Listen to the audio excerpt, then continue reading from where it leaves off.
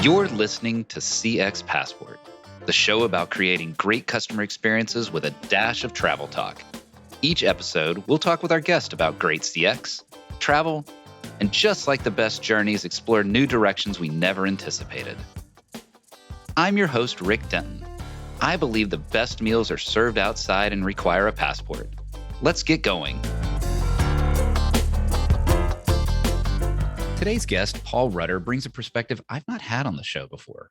With over 25 years in the hospitality industry, but specifically decades in the cruise industry, Paul knows what it takes to create experiences that keep customers coming back cruise after cruise after cruise. Now, take all of the challenges with creating great customer experience, finding ways to listen and know your customer, creating a team best equipped to deliver CX, restoring customer relationships when things go wrong, or designing diverse experiences to delight a global audience. Now, put all that on a floating city where customers, some who may or may not be wearing clothes, and employees live, eat, play, and rest together. That'll create a unique challenge to delivering great CX. Now, before you think you'll be wearing a life jacket the entire time, I'm curious to hear how all those at-sea lessons apply on land as well. With that many decades in the biz, you know Paul has some great travel experiences. So Paul, welcome to CX Passport. Thank you, Rick. What an introduction. Wow, I really can't wait to hear what I have to say. That was exciting. Thank you. Then that makes two of us because I can't wait to get you recorded and get the episode down. I'm really looking forward to this one. So let's just start with basics. Let's just start about getting into the cruise industry. How did you get into this? What drew you to a career at sea? Well, this is an interesting story just to get us started right here. It was 1970, a long time before you were born. 1976. I had just graduated college. Okay, well, I was there. Throwing you a compliment. I was throwing you a compliment. Thanks. Appreciate it. It was 1976. I was home in Connecticut. I had just graduated Boston University with a degree in education, and I lived across the street from the high school I went to. So grew up with an absolutely beautiful German Shepherd. Her name was Fraulein. And we would take her across the street to the high school to get her exercise. I'd throw the ball. She'd run all over the place. It was great for everybody. So one day after graduating college, I took Fraulein over to the high school. I was back home, wasn't sure what I was going to do. I had a teaching degree, wanted to travel just across the country, the United States, just to take a year off. And as I took my dog across the street to the high school, I ran into the high school principal who was leaving for the day. And we had known each other when I was in high school because I was part of the music program. We have a very popular music program. We actually traveled through Europe, and that's another whole story. But I ran into the principal, and he asked me what I was doing, knew I just graduated college. He looked at me out of the clear blue sky and said, "How would you like to work on a cruise ship?" And I went, "Excuse me, what?" I looked around to make sure he was actually talking to me. Right. It turned out that there was a parent at the high school who was starting a project. They had put a few slot machines on a cruise ship, and they needed people just to make change. You know, I was a cashier basically. Mm-hmm. And it was getting cold in Connecticut, and the winter was approaching. It was October of '76. And so this parent was looking for people to work on the ships that the principal knew that was a good person. And I met with the guy. He gave me the guy's name, the parent's name. I met with him, interviewed. And the parent said, "Okay, you're overqualified. First of all, you have a college degree. You're overqualified. But I just need you for 3 months to stay on board. You go on, you make change. Somebody gives you a $10 bill. You give them $10 in quarters or whatever." Mm-hmm. And he said, "If you can stay 3 months, that's great." And 3 months has turned into over, I know you said 25 years to begin with, but over 40 years in the cruise industry, only because I took my dog for a walk at that particular time on that particular day. And if it didn't happen, I would not have run into the principal, and you and I would not be talking right now. So how's that for a story? What a great origin story. So I guess the moral of the story today is if you want to go into the cruise industry, get a dog named Fraulein and walk that dog, and you will suddenly find yourself in the cruise industry. But no, what a great origin story. And it is true. How many of our life journeys are started by an incredible coincidence of events? Now, you did just pivot me there saying, not just 25 years, but 4 decades, which blows me away.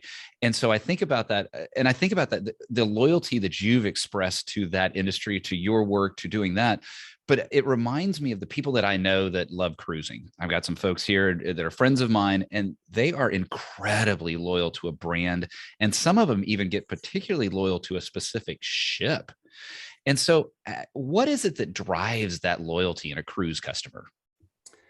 Well, I'll even take it a step further for you, Rick. We have some of our guests who are loyal to certain crew members and will only sail on certain ships where those crew members are working. Wow. So obviously with today in social media, they keep in touch with some of these crew members and they say, oh, what ship are you going to be on? We want to cruise in February.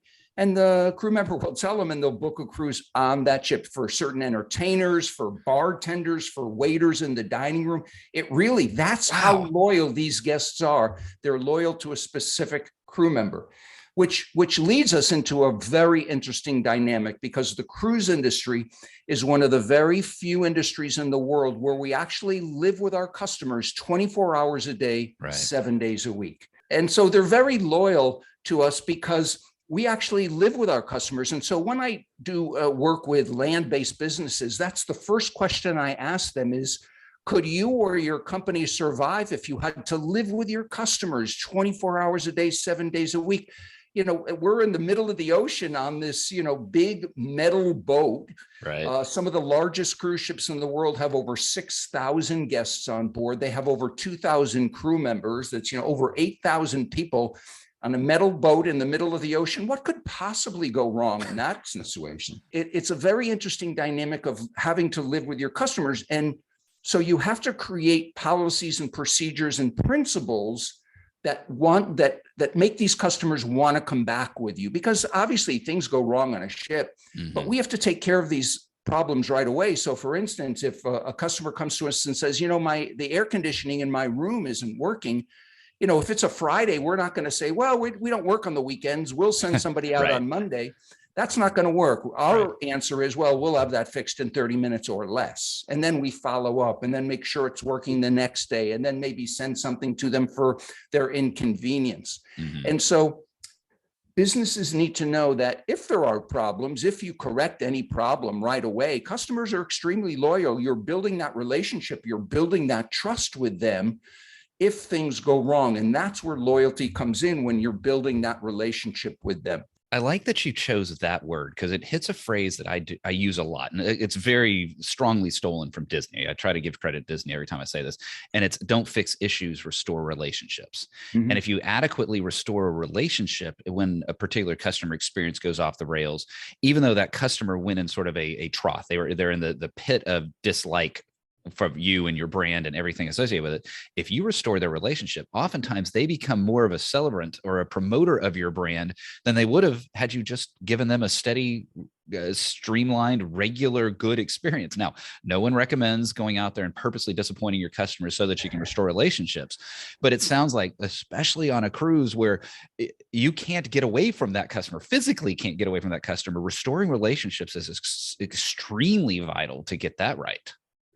So we have one goal on board our ships, and it's one goal only, and it should be the goal of every business, no matter where they're located. And that is to create such an exceptional experience that exceeds expectations, that our customers will book their next cruise before this cruise is over. And they can do it on board our ships. They give us like a $100 deposit. It's nothing. They don't even have to tell us the ship. They don't have to tell us where they want to go in the world. They're just reserving a room on one of our ships and it's $100 a person just to reserve it, and it's fully refundable. But we have learned that 98% of the people who give us that $100 deposit take their next cruise with us. So what if land-based businesses knew that if they just create a great experience, that 98% of their customers will keep coming back over and over again? That idea, I'm sitting here thinking, okay, so how would that apply on land? And I realize I'm now comparing apples and oranges, right? But the idea of, okay, so you go to a restaurant and you have a phenomenal experience at the restaurant. The restaurant says, hey, would you like a table, in the next 6 6 months, put down a $10 or $100 deposit or whatever that might look like. And that idea of locking someone in with that, but even outside of that financial commitment, as you said, it's sort of a soft commitment anyway, because it's refundable, but it's that idea of planting that seed of, did you really love what you're experiencing now? You can experience that again and again and again. And it does seem like the cruise industry, and then, certain travel operations on land as well, really have nailed that idea of, you're experiencing it now. Do you want to keep experiencing it? Let's get a commitment and let's lock that in going forward. And it wouldn't happen if you didn't have those exceptional experiences. And even land-based businesses can take advantage of that. You use the example of a restaurant. So we give our best deals when people book their next cruise. We give them our best deals. So if a restaurant would say, listen, you want to book a table, we'll give you 10% off your next meal here if you book it. And studies have shown people will spend a lot of money if they're guaranteed good service. They will pay more money if they know that they're going to get great service, which we all do. When it's a special occasion, we go to a much better restaurant because it's a special occasion, because we know the food is going to be better. We know the service is going to be great. So we're more than happy to spend extra money if we know we're guaranteed a great service experience.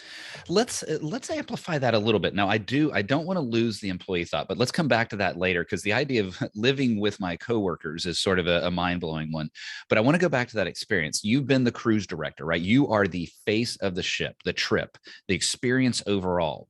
So it's your responsibility to create that exceptional experience. What is that responsibility like, especially in the context of that floating city? Well, as a cruise director, my job is in charge, and my team's job is in charge of all activities and entertainment on board. So we're the fun people, we're the ones that host all the activities and call the bingo games and do the line dance classes. And I host the shows every night. We have singers and dancers. And so I am the liaison between the company and the guests, but I'm the face and the voice. They see me on stage every night. I do a morning talk show every morning on our TV system to tell them the highlights of the day and what's happening and what the shows are that night, and just have some fun that they can wake up to every morning. I host the big events with the captain and all those things. So yes, I am the face and the voice of the company. And so you have to project exactly what the company wants you to project. I mean, yes, there are times when some guests might get under my skin a little bit, and I'd like to tell them something, but obviously I don't. I try to remain professional at all times.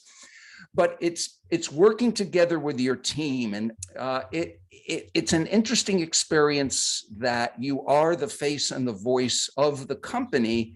And so the main thing I want to project is to be out with the guests, because the worst comment a cruise director can ever get is never saw the cruise director. Oh, yeah. So you want to be out seen. You want to be, I always walk through the lounges, and do my rounds and talk to people before the shows where I know a lot of people are going to be.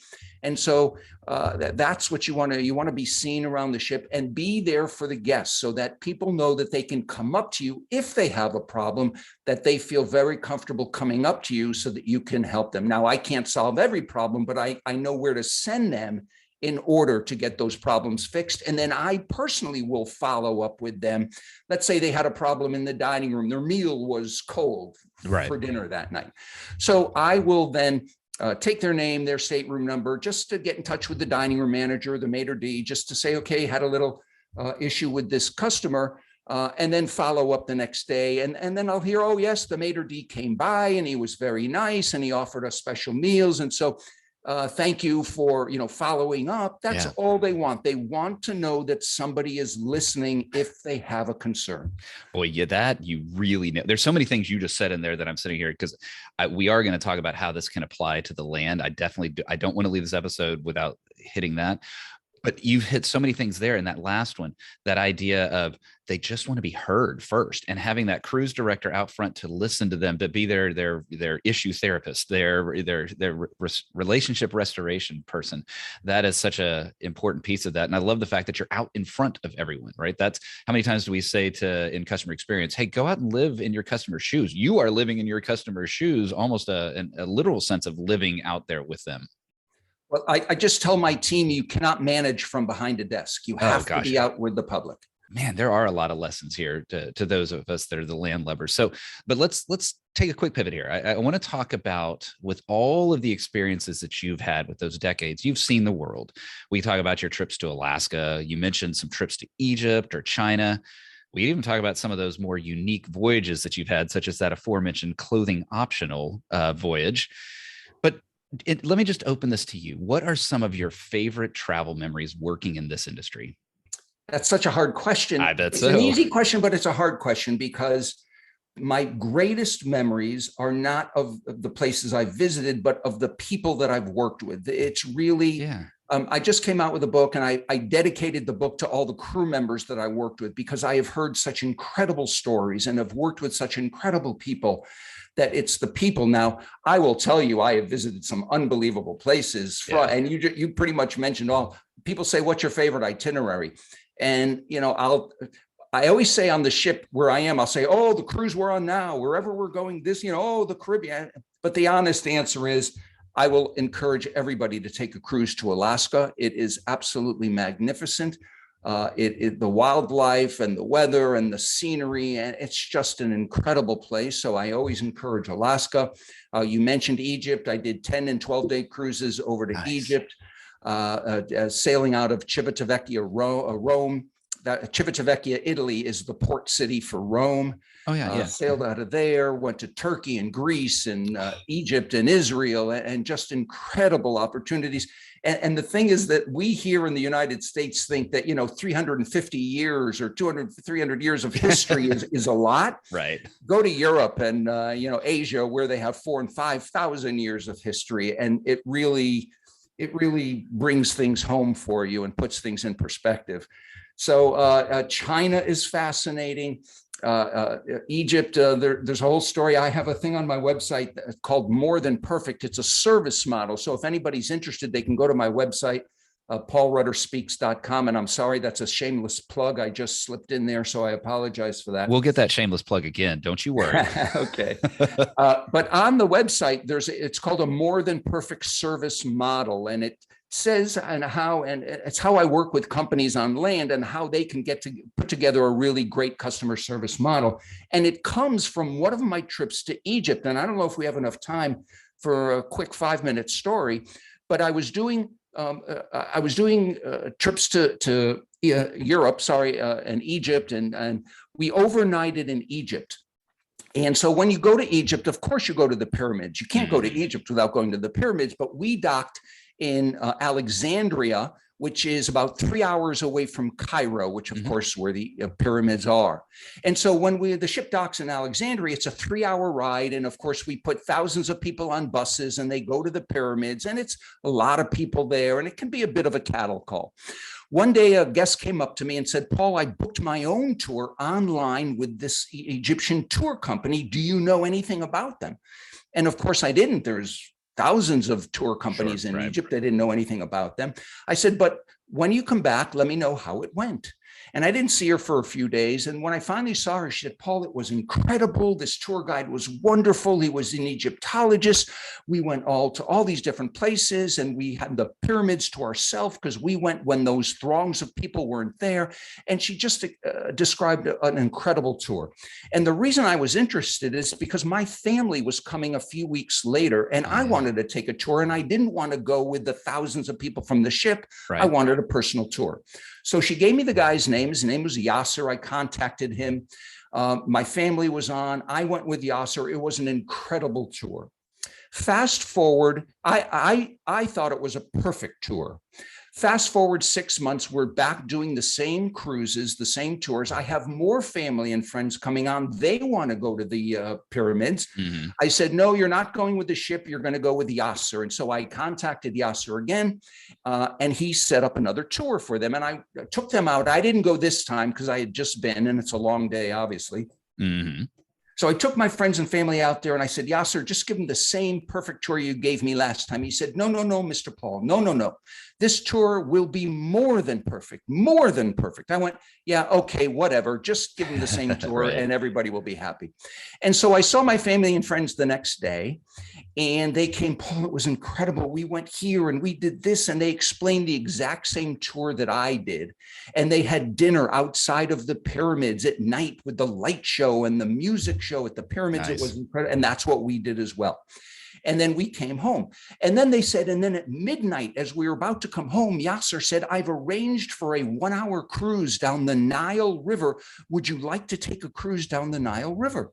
And they looked at him and they said, of course we want to take a cruise down the Nile River. And I said, wait a minute, I didn't get to take a cruise down the Nile River. Yeah.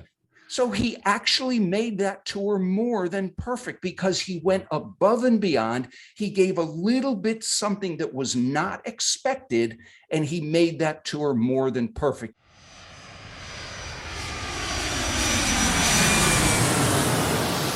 What a glorious story, Paul. That just, it makes me, you've already made me want to do a cruise to Alaska. Now you've made me want to do a cruise to Egypt. You made me want to make sure that I find this particular tour operator. And I've been to Egypt, but I want to do it again now because of what you said. So, but with all of your travels, I would imagine there is a time and a need for some rest. And so why don't you join me here in the First Class Lounge? Let's take a little rest. Hopefully we'll have a little bit of fun, move quickly here.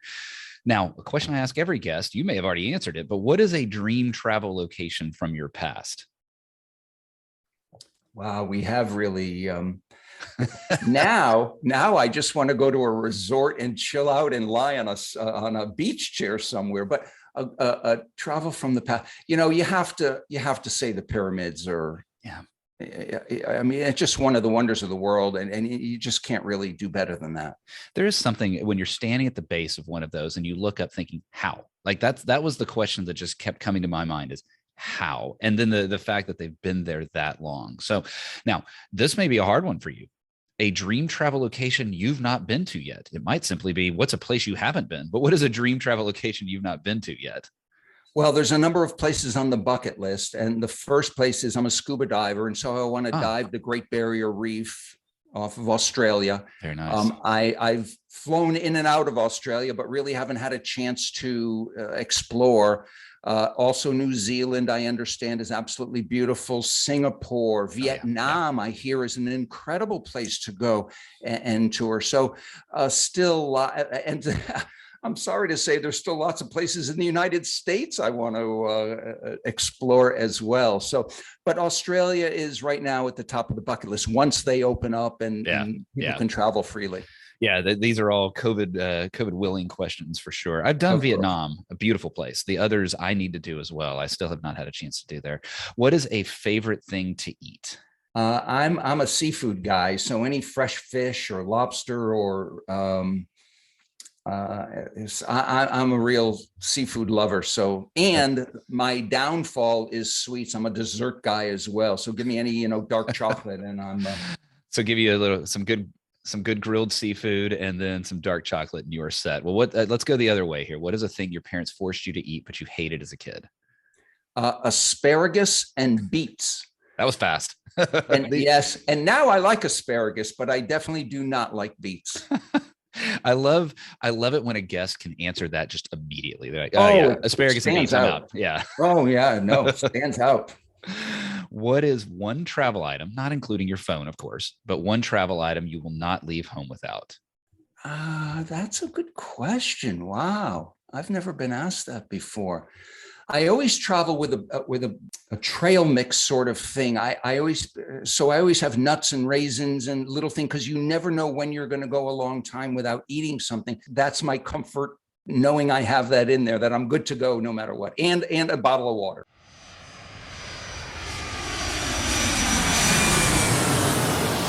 Hey, when we travel, we got to make sure that we are well fed and well watered. So that's a wise one item to leave.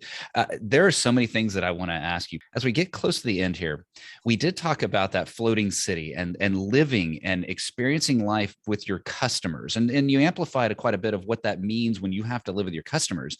Let's talk about the employee side of that, because your customers might be there for 10 days. Your employees might be living together for months, as I understand it.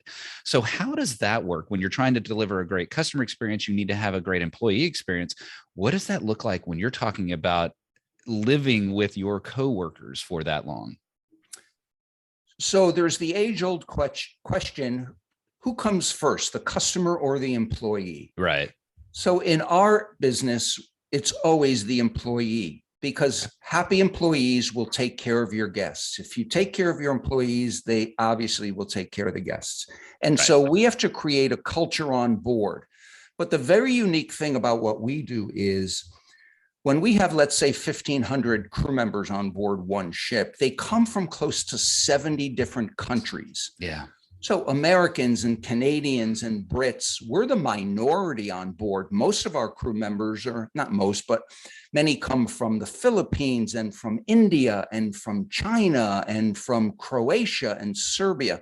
So how do you keep all of these different type nationalities happy so that they're willing to spend 4, 6, 8 months on board?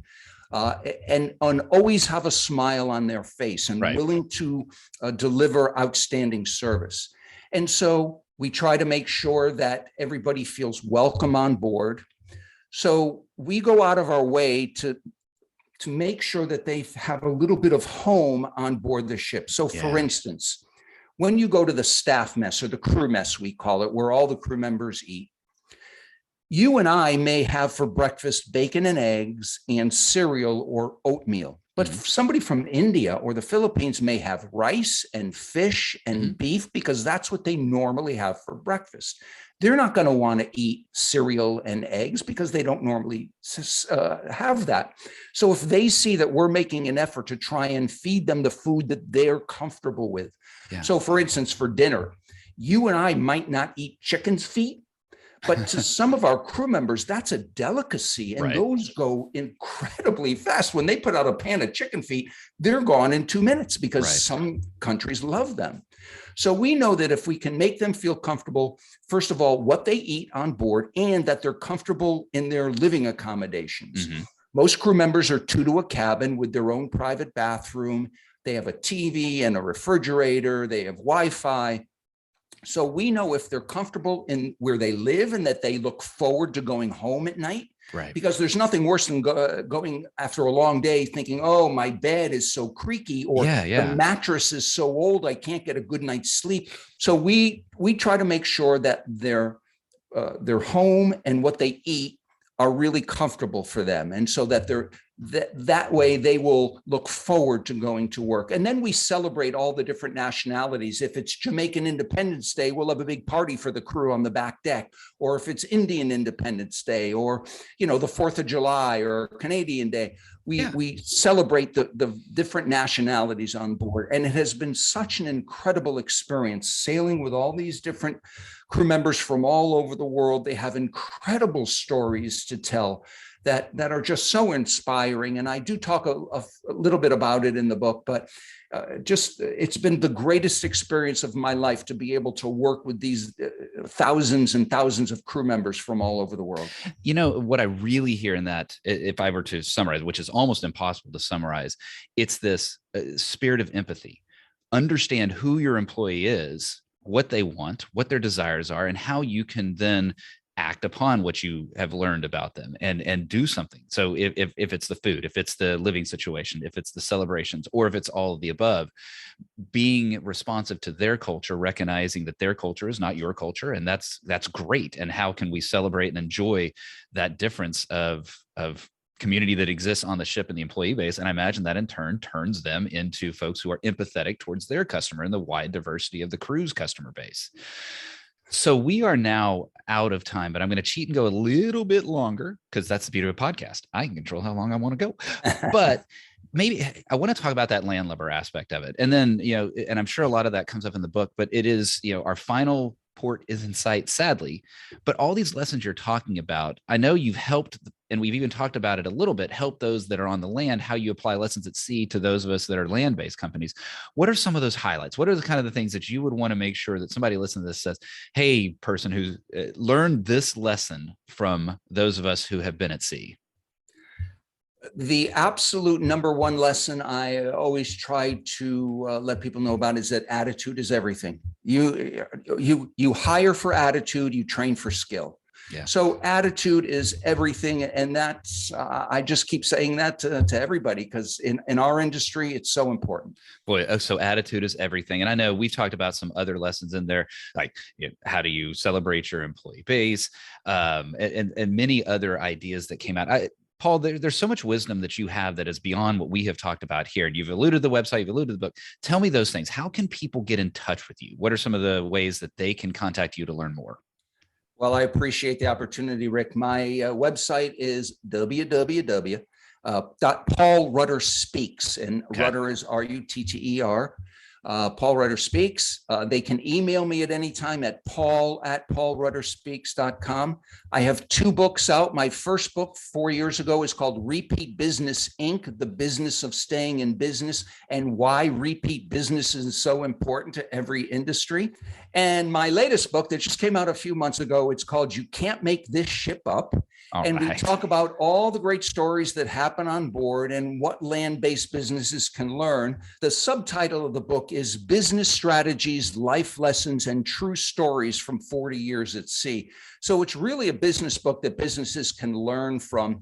Now, you alluded to at the introduction about a clothing optional cruise. Why, yes, I did. We didn't really have time to talk about that, but yes, I was on a ship with all the guests were naked. And that was their choice. And it was a full ship charter. I do talk about that in the book. And those are extremely popular. Talk about somebody who has found a niche and has exploited it. This one company, that's all they do is clothing optional cruises. Well, I'm glad that those cruises exist for that community. I think I will keep my swimsuit on, but I'm glad that they exist. And what a great story. And I think that's a great reason to go check out the book. Paul, thank you so much for taking the time talking with me today. Thank you for teaching the lessons of the sea. Thank you for sharing the stories. It's been a blast. I've enjoyed talking with you today. Rick, really appreciate it. Thanks for joining us this week on CX Passport. Make sure to visit our website, cxpassport.com, where you can hit subscribe so you'll never miss a show. While you're at it, you can check out the rest of the EX for CX website. If you're looking to get real about customer experience, EX for CX is available to help you increase revenue by starting to listen to your customers and create great experiences for every customer every time. Thanks for listening to CX Passport, and be sure to tune in for our next episode. Until next time, I'm Rick Denton, and I believe the best meals are served outside and require a passport.